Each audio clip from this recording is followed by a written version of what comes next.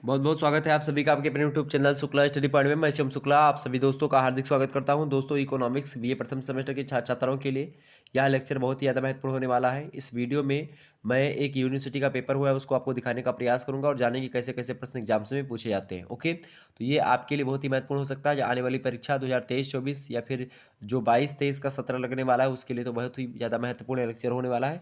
आइए प्रारंभ करते कक्षा को बिना समय गवाए हुए आसानी से हम समझते हैं। देखिएगा, BA semester first examination 21-22 economics का पेपर है। पेपर कोड दिया, पेपर का नाम क्या है, प्रिंसिपल्स ऑफ माइक्रो इकोनॉमिक्स। सभी विश्वविद्यालयों का पेपर सेम है, यानी कि सिलेबस सेम है, ये बात ध्यान रखेंगे। नई शिक्षा नीति में सभी का सेम रख दिया गया।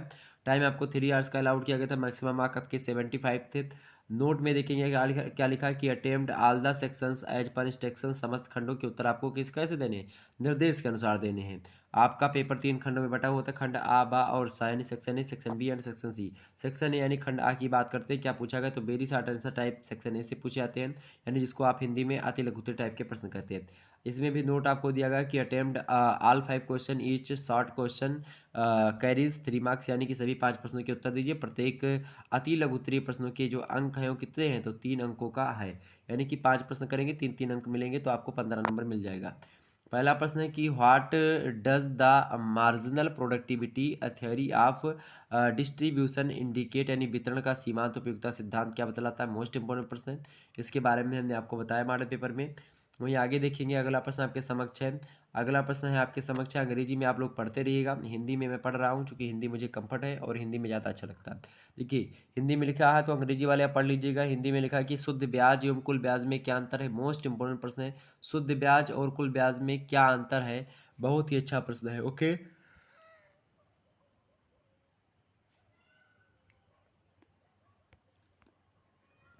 अगला प्रश्न देखिए, तीसरा नंबर प्रश्न, describe 3 characteristics of iso product curve, यानी कि सम उत्पाद रेखा की 3 विशेषताएं आपको बतानी। मोस्ट इंपॉर्टेंट प्रश्न है।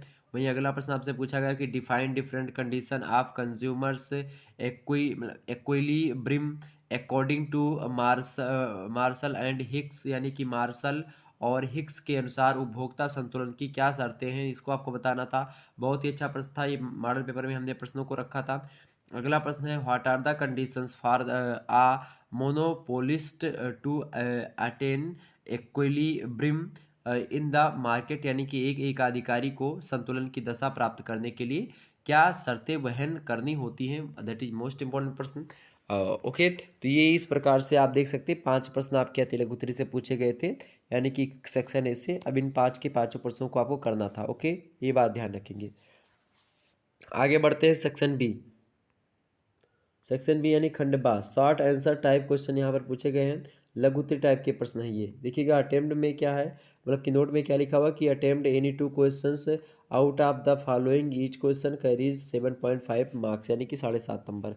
तो किन्हीं 2 प्रश्न के उत्तर आपको देने हैं और प्रत्येक प्रश्न का उत्तर अगर आप देंगे तो 7.5 नंबर आपको मिलेंगे एक प्रश्न के।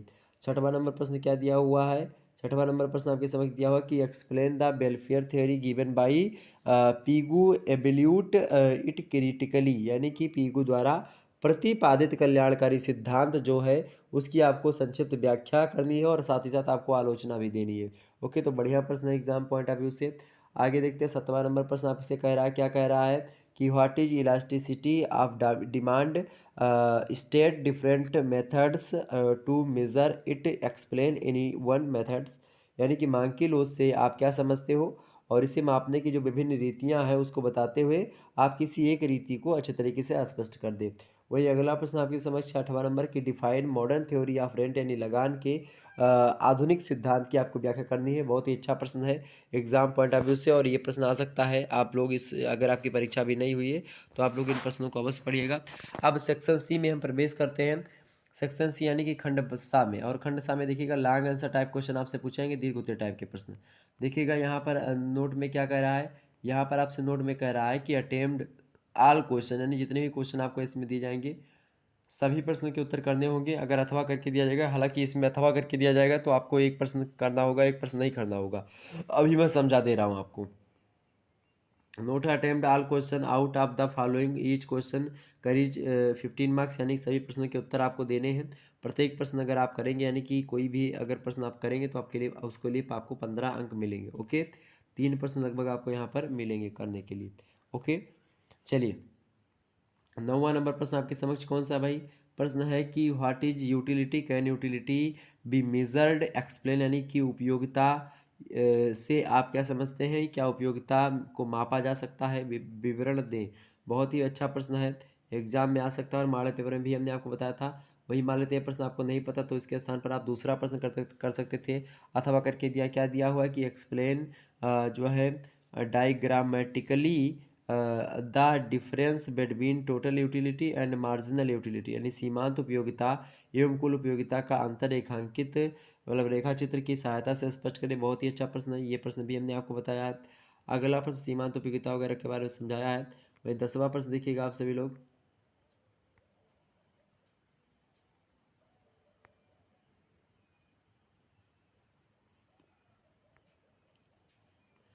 10वां प्रश्न देखिएगा। प्रश्न है अंग्रेजी में बहुत लंबा लिखा हुआ है, हालांकि पढ़ दे रहा हूँ किसी तरीके से धीरे धीरे।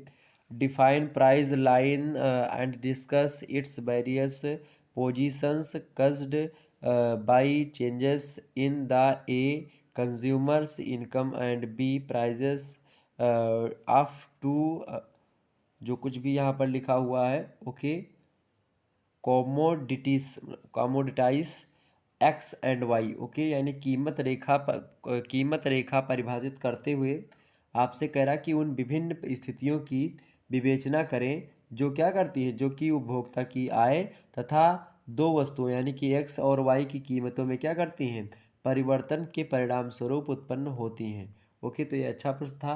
तो ये अगर मान लेते हैं प्रश्न आपको कठिन लगा तो मत करिए, दूसरा प्रश्न इसके स्थान पर आर करके दिया अथवा करके इसको कर सकते हैं। ओके, तो दोनों में से केवल एक ही करना है, ये बात आप ध्यान रखोगे।